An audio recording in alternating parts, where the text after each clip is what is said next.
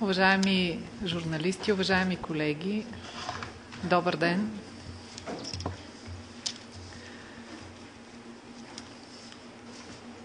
Благодаря ви за вниманието към пресконференцията на Българската фотоволтаична асоциация. Повода, за да свикаме днешната пресконференция, е писмото на Българския енергиен холдинг, с което се предлага въвеждане на 30% данък на производителите на електрическа енергия от слънце и ограничаване на производството на всички ВЕИ производители.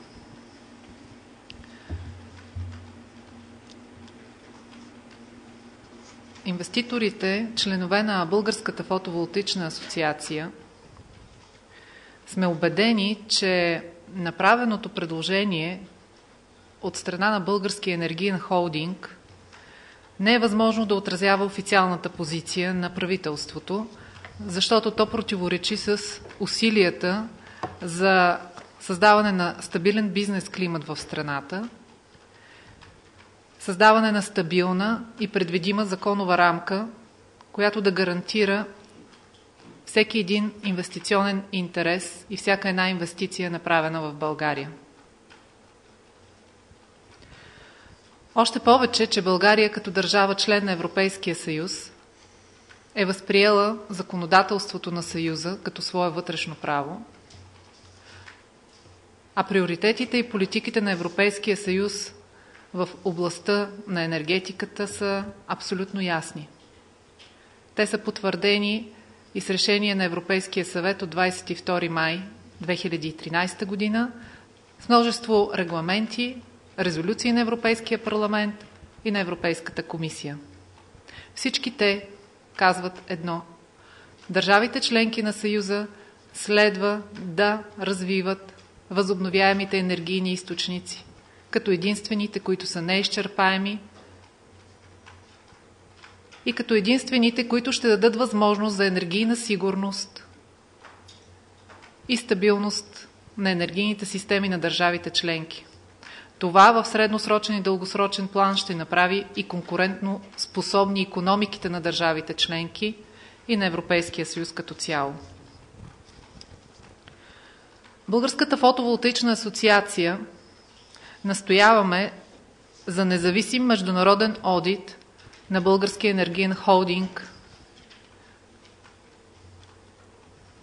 и на дъщерните дружества, които съставляват държавните енергийни дружества.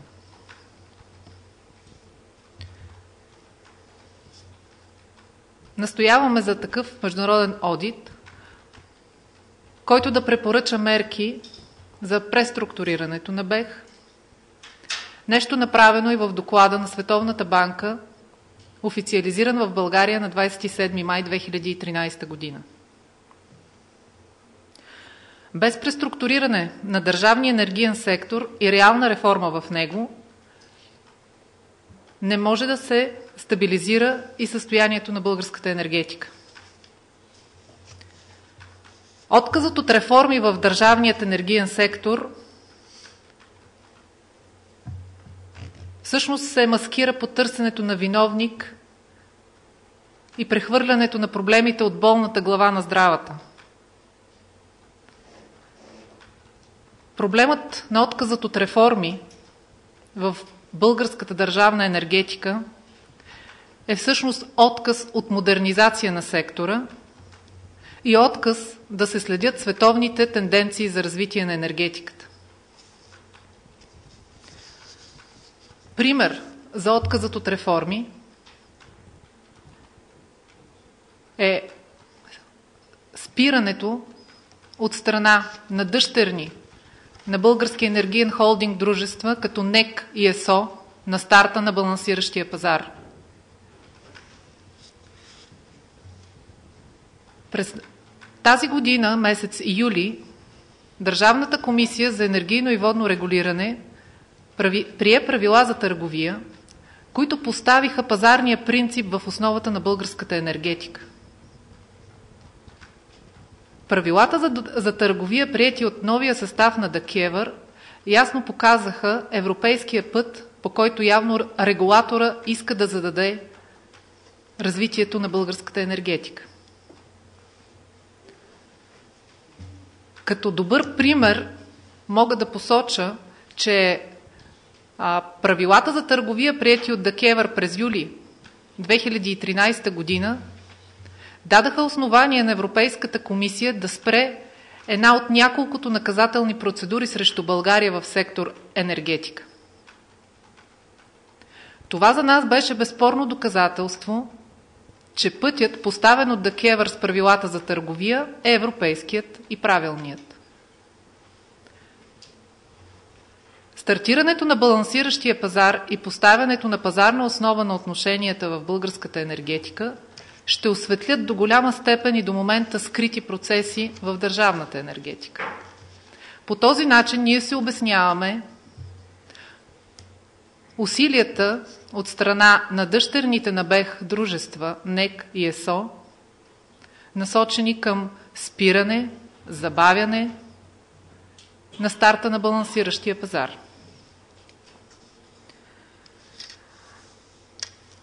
За Българската фотоволтаична асоциация единствените възможни решения, които да доведат до конкурентоспособност на българската енергетика, а оттам и на българската икономика, и които биха могли да бъдат разглеждани като визия за развитието на енергетиката ни в европейски и добри световни практики, единственият път е създаването на стратегия за развитието на отрасъла, в изработването на която стратегия следва да бъдат поканени всички заинтересовани страни. Всякакви други мерки, палиативни, некомпетентни или свързани с конкретни лобистки интереси, не биха дали резултата, който очакваме и всички ние като български граждани, а именно стабилна, предвидима законова среда, конкурентоспособна енергетика. Ще дам думата на господин Влади Аличков, заместник-председател на Българската фотоволтаична асоциация, и след това на господин Иво Иванов, също заместник-председател на Българската фотоволтаична асоциация. Добър ден и от мен. Мисля, че изказването на госпожа Русенова беше много ясно и ясно показва какъв е пътя за развитие на българската енергетика насетне. Ще дам само един цитат, извадка от резолюцията на Европейския парламент от март месец тази година, където ясно е казано,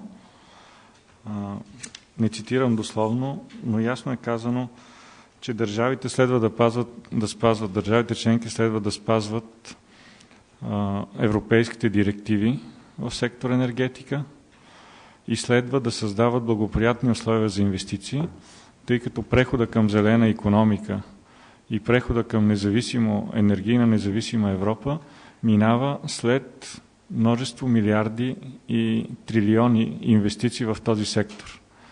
Ако инвеститорите още в първи етап на развитие на прехода бъдат изгонени от дадена държава, още повече бидейки тя членка на Европейския съюз, автоматично ще доведе до спиране на по-нататъчни инвестиции и съответно енергийна зависимост и невъзможност за създаване на конкурентна икономика. Това е, което исках да кажа. Много ясно и точно е резолирано в резолюцията на Европейския парламент. След тази резолюция на Европейския парламент последваха и други документи, които бяха съпътствани. Има документ Зелена карта за развитие 2030, който е издаден от Европейската комисия и който е насочен към страните членки на Европейския съюз и поставя редица въпроси, които самите членки трябва да обсъдят, за да може в следващите 2 години да се вземе обвързващо решение за целите, свързани с енергетиката и с климата в Европа за 2030. След това имаше и изказване на господин Барозу пред Европейския съвет в края на май тази година, който твърдо застана и каза, че единственият път за развитие и за съществуването на Европейския съюз като цяло е продължаващите инвестиции в тъй наречения преход, енергиен преход. За всички държави в Европейския съюз е ясно, както и за обществото е ясно, че това е единствения път за развитие в момента, тъй като това са налични ресурси, които ги има и в България, има и вятър, и слънце, и вода. Имаме възможност да използваме и геотермална енергия. Това са ресурсите, които са наши, които са наша национална собственост, които следва да се развиват.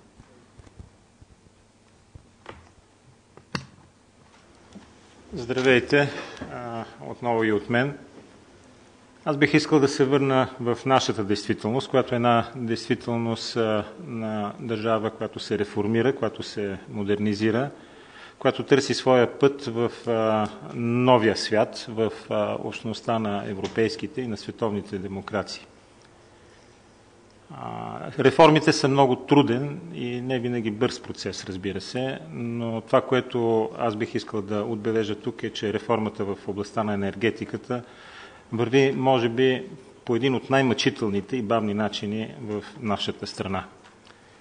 На 22 юни в Брюксел премиерът Орешарски заяви ясна политическа воля за спазване и съобразяване на директивите, които са ни подсказани от Европейската общност, от Световната банка, от други институции с голям световен авторитет и за въвеждане на механизми на прозрачност за управление на енергетиката, за въвеждане на механизми на модерно управление на енергетиката и съобразяване с европейските и световни стандарти в тази област. За съжаление обаче все още съществуват мантрите в нашата страна, че има няколко души, които с своите познания от миналия век, в стила от 40-те години на миналия век, могат да управляват и да развиват енергетиката. Резултатът е ясен, но и препоръките са ясни. Прозрачност, модернизация, пълна реформа, закриване на БЕХ. Българският енергиен холдинг е една държавна монополистична структура, която очевидно не успява да излезе от своята дългогодишна рамка. Благодаря ви за вниманието. Ще помоля, за да можем да илюстрираме, че нашата позиция за закриване и преструктуриране на БЕХ не се основава само на наше желание, а това е конкретен извод и препоръка в доклада на Световната банка. 36-та страница от доклада на Световната банка, официално публикуван на 27 май 2013 година, който доклад прави анализ на българската енергетика и излиза с конкретни препоръки. Ние очакваме, че докладите както на Световната банка, като безспорен световен международен авторитет, финансов авторитет, така и докладите на Европейската комисия, доклада на Европейската комисия от 27 май тази година, ще бъдат настолна книга при взимането на решения за реформите и преструктурирането на Държавния енергиен холдинг. Ние очакваме и дъщерните дружества, НЕК и ЕСО, много бързо да излезнат с позиция, имат ли готовност и кога може да стартира балансиращият пазар в България. Защото това е един от основните ангажименти, които България като държава членка има към Европейската енергийна система. И не само това, стартирането на балансиращия пазар е пряко свързано с интересите и на всеки един от нас като потребител. Той ще осветли много тъмни страни на държавната енергетика и ще постави пазарното начало на отношенията в енергетиката. Благодаря ви. Моля да ни задавате въпроси. Да, заповядайте. Деница Иванова, Радио К2. Добър ден. По повод искането на БЕХ държавата да обложи с 30% данък приходите от производството на ток от фотоволтаиците, Как оценявате, че целта, с която се така изнася това предложение БЕХ, е да се подпомогне индиректно НЕК, парите да подпомогнат индиректно НЕК? И относно втория казус, ако така мога да го нарека, който обсъдихте за ограничаване на производството на ВИ-тата, не мислите ли, че това е удачно предложение при условие, че до 2020 година ние сме преизпълнили необходимата квота, която трябва да имаме? И също така, понеже говорихте за интересите на потребителите, все пак зелената енергия най-много бърка в джоба на потребителите. Благодаря. Благодаря. Последните две неща ги приемаме като твърдения, а не като въпроси, но ще ги коментираме. Първият въпрос беше защо считаме, че парите от данъка ще отидат в НЕК. Това е описано в предложението от Български енергиен холдинг. И въпросът може да го зададете към тях. В самото писмо БЕХ предлага събраните пари от този 30% данък да постъпват за капитализирането на НЕК. От тук нататък аргументацията по тази тема би могла да бъде единствено от страна на Български енергиен холдинг. За нас това е абсурдно и скандално предложение. Първо, защото потъването на пари като в пустинен пясък в нереформираната държавна енергетика по никакъв начин няма да се отрази на потребителите и няма да се отрази върху цената на електрическата енергия, а напротив, ще задълбочи кризата в нереформираната държавна енергетика и в крайна сметка няма да има никаква прозрачност и никаква яснота относно използването на тези средства в рамките на НЕК или на БЕХ като холдинг. Относно ограничаването, ще дам възможността на господина Личков да може би по-скоро да ви информира, че съгласно няколко европейски директиви и регламенти, производителите и производството на енергия от възобновяеми източници се диспечира приоритетно. Или вследствие на общата европейска политика, която е възприета и от България, произведената от възобновяеми енергийни източници енергия следва на 100% да се изкупува и да се диспечира в енергийната система на всяка една държава без никакви ограничения.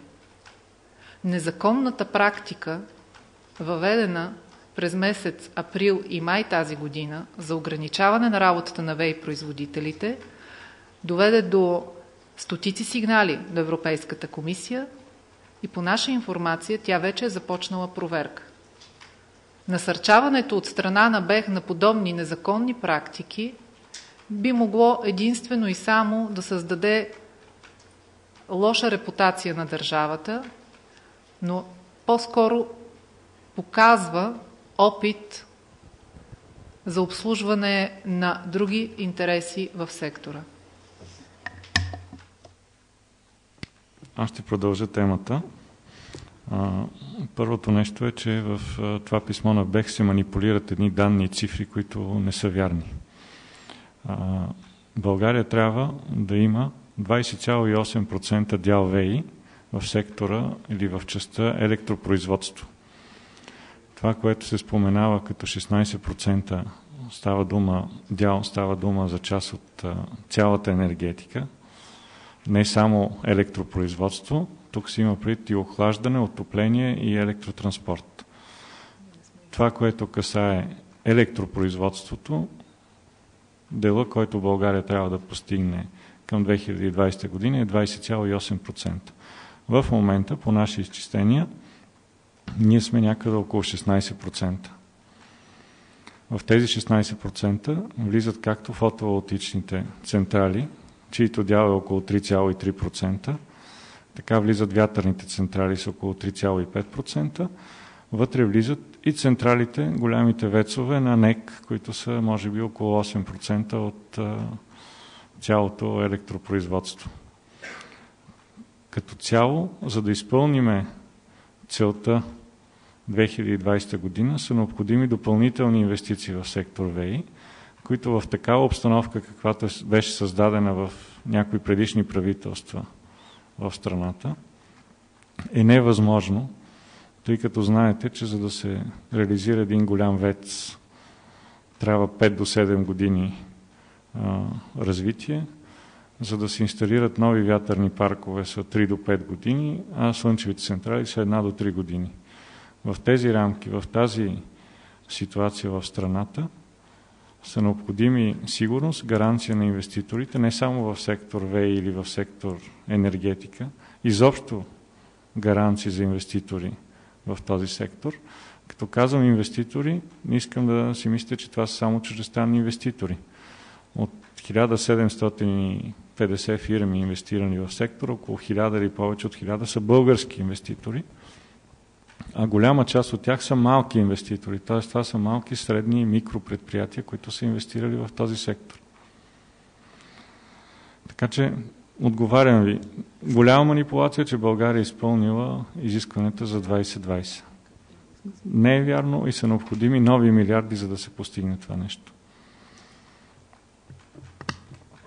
Аз бих искал само да допълня, че нашето настояване за един одит, и то независим одит на системата и най-вече на Българския енергиен холдинг и неговите дружества, е мотивиран от факта, че виждаме една трайна и така доста в крайна краща примитивна манипулация на данни, на твърдения, на факти, които са известни в европейските практики, с цел насочването им към решения и поднасяне включително на становища, които да формират политики в държавата и които да запазят статуквото от миналото. Господин Аличков ми се струва, че започва да ви показва елементите къде не е вярно. Както не е и вярно твърдението, което вие изразихте като свое лично мнение, предполагам, че зелената енергия е тази, която бие в джоба най-много на потребителя. Зелената енергия, погледнете практиката на европейските страни, на Италия, където са най-бурни процесите през последните години, ще видите, че се изравниха цените на производството на различните видове енергия и именно независимите, немонополни възобновяеми източници започнаха да формират трайната тенденция на свалянето на цената за потребителя. Това е една тенденция, която е елемент на модерната енергетика. Тя ще струва скъпо да се изгради, ще струва скъпо да я премислиме и да я приемеме, но ако искаме да живеем в бъдещето, а не в миналото, това е пътя. И само ако ми позволите, във връзка с милиардите инвестиции, които се налага да бъдат направени в енергетиката, ще дам пример, че конкретно фотоволтаичния сектор е изцяло частен сектор или с риска на частната инициатива и на предприемачеството, приет, разбира се, под формата на регламент, осигурен в законите на българската държава, ние реално като предприемачи изпълняваме и част от задачата по реформирането на сектора. Или инвестициите във ВЕИ сектора и в частност фотоволтаичния сектор са изцяло частни. И за това считаме, че е много важен климата, който се създава в България и стабилната регулаторна рамка, която да създаде доверие на инвеститорите, така че те, поемайки частния инвестиционен риск, всъщност да осигурят изпълнението и на държавната задача за модернизирането на българската енергетика. А за да искаме да имаме конкурентно способна икономика в България, задължителен елемент е да имаме модерна и иновативна енергетика. Двете неща са абсолютно свързани. И още едно число. В доклада на ЕСО от миналата година ясно е показано, че произведената от фотоволтаични централи електрическа енергия в България представлява едва 1,8% от общата произведена електрическа енергия в страната. Това число е официално на страницата на дъщерно дружество на Българския енергиен холдинг, каквото представлява ЕСО – Електроенергийния системен оператор. 1,8% от общото производство на електрическа енергия в България, сами разбирате, че не би могло да бъде проблема на българската енергетика. Проблемите са другаде.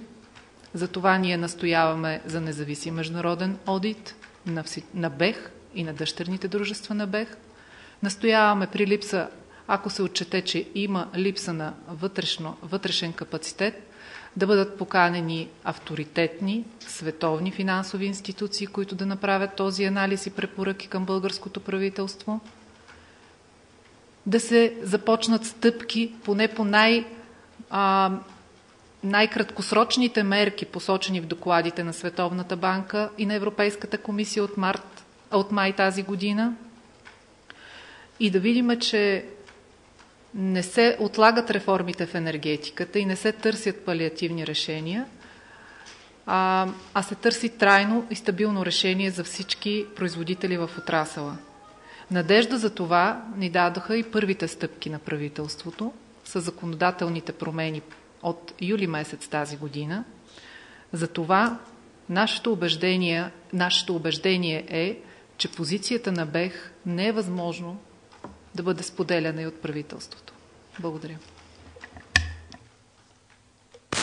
Драгомир Николов, вестник Труд.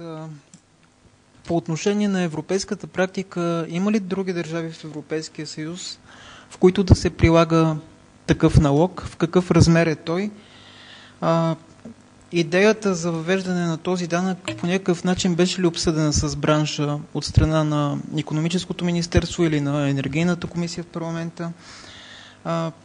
Имате ли разчети един подобен налог как ще се отрази на целия бранш?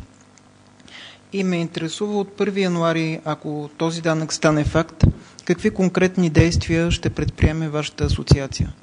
Благодаря. Благодаря.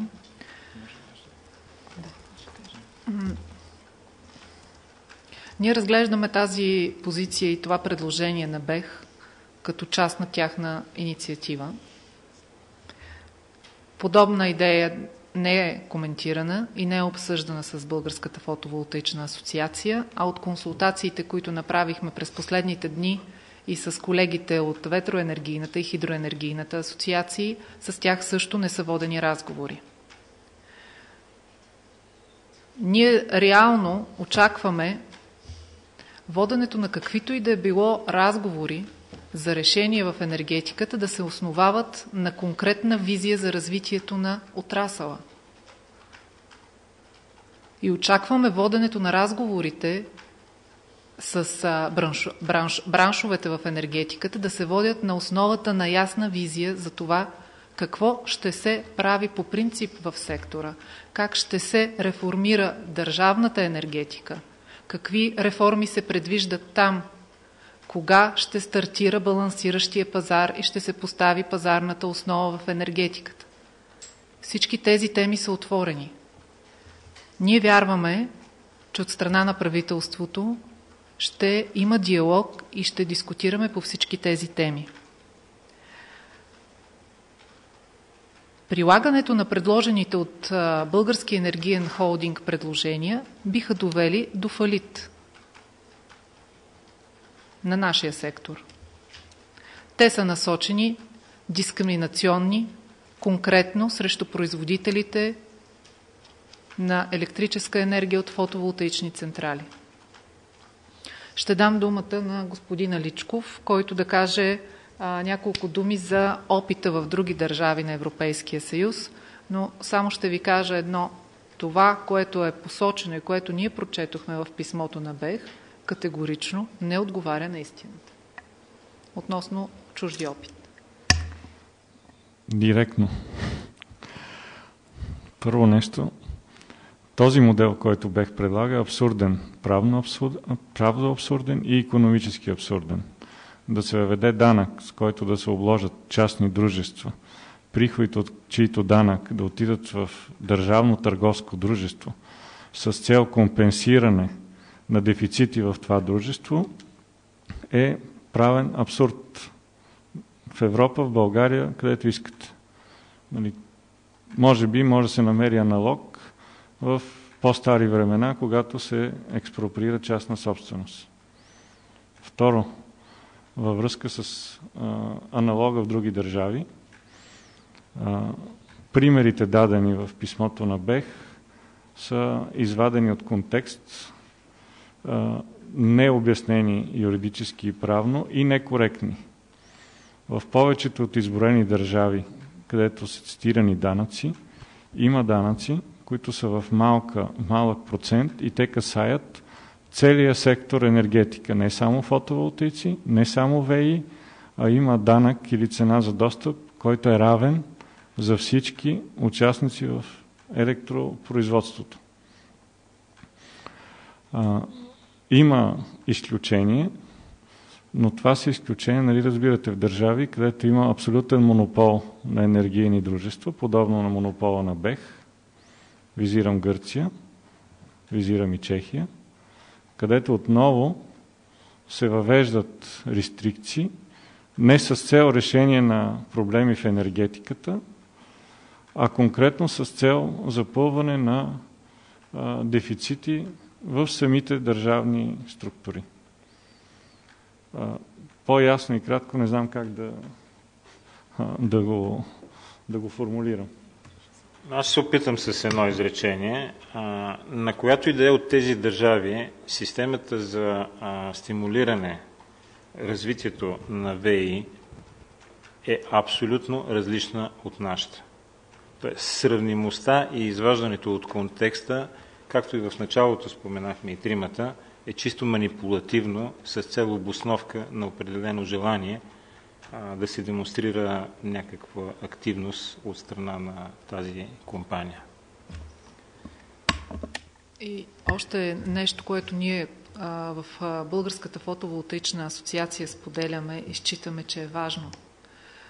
Когато търсим реформа в сектор, в който явно има проблеми, е добре да стъпваме на положителен опит в други държави. Или по-скоро търсенето на държави, в които сектор енергетика е стабилен, реформиран, модернизиран, това е пътя за България. В този смисъл ние бихме предпочели да следваме опита на Германия, опита на Франция, опита на Италия, опита на Австрия. И считаме, че убедени сме, че българското правителство разполага и с добър експертен капацитет, за да види този опит и да го приложи. Още повече, че добрият опит е опита, който ще помогне на България. Конкретният пример е, че само преди няколко дни премиерът на Франция, господин Оланд, обяви намерението на Франция да наложи данък върху производителите на атомна енергия и върху въглеродните емисии. Така, с цел финансиране на мащабна програма на френското правителство за развитие на сектора на възобновяемите енергийни източници. Или нека да се гледа общия европейски опит и да се гледа опита на държави, които са постигнали стабилност и добро развитие и модернизация на своята енергетика. Не ми отговорихте на въпроса, ако от 1 януари този данък е факт, какви ще са вашите действия? Ще сезирате ли Европейската комисия до протести или ще предприемете? Ние очакваме да чуем официалната позиция на българското правителство по предложенията на БЕХ. След това ние ще определим и своите действия.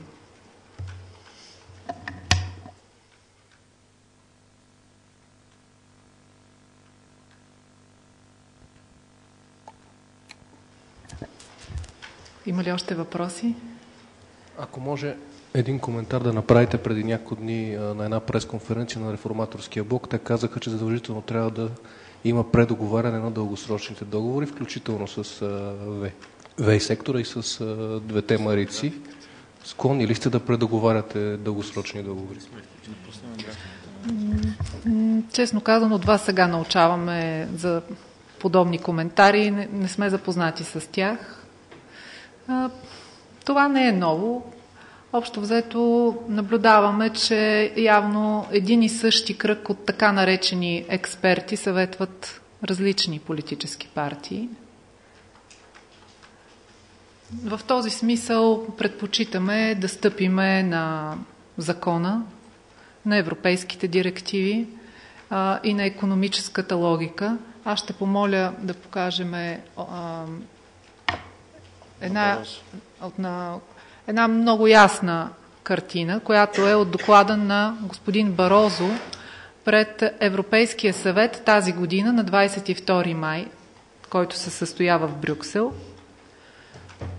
Тук мисля, че никой няма да се усъмни относно достоверността на данните, представени от господин Барозу на Европейския съвет. Можете да видите двете графики. Тяхната цел е да илюстрират и да дадат отговор на въпроса дали държавите членки на Европейския съюз с преференциалните тарифи, които дават за производителите от вятър и от слънце, са надценили техните инвестиционни разходи или напротив, преференциалните тарифи за изкупуване на енергията от тези производители отговарят и са пазарни на направените инвестиционни разходи. Или по-кратко, дават отговор на въпроса пазарно и справедливо ли са определени преференциалните тарифи във всяка една държава членка. В таблицата, която е за слънчевите централи, ще покажа. Ето тук, можете да видите България. Безспорно е ясно, че сивото стълбче показва размера на самия инвестиционен разход. Зелената точка показва нивото на преференциалната тарифа. Или преференциалната тарифа в България е под нивото на инвестиционните разходи за изграждането на слънчеви централи. Какво означава това? Да, в България преференциалната тарифа за изкупуване на енергия, произведена от фотоволтаични централи, е пазарна и справедлива. Тя по никакъв начин не облагодетелства инвеститорите в този сектор. Данните на господин Барозу са от института Фрауенхофер, който е немски държавен представете институт. си Академията на БАН преди 20 няколко години, Фрауенхофер институт. Това е огромно научно-изследователски институт немски, където се развиват почти всички немски изобретения. Някои от тях, MP3, MP4 примерно, са изобретени в този институт. Да. Тоест източник е абсолютно надежден. Може да видите и в абсолютни цифри средната цена, която е показана за фотоволтици, тя реално отговаря на изчисленията спрямо българските. Тоест ние може да верифицираме тези цифри и с български изчисления. И за разлика от изпълнителен директор на БЕХ, който споменава някакви цифри, ето така се представят цифри с източник и с авторитет. Не просто написани в едно писмо, без да се цитират някакви реални източници на цифри. Да, и по този начин всъщност това е отговора на всяко едно желание за разговор на темата предоговаряне. Мисля, че всеки политик и всяка политическа партия би следвало първо да поставя над всичко Конституцията и закона. Затова ние считаме, че само в рамките на диалог, на спазване на закона и на европейските директиви, българската енергетика може да се модернизира и това от своя страна може да помогне за конкурентоспособността и на българската икономика.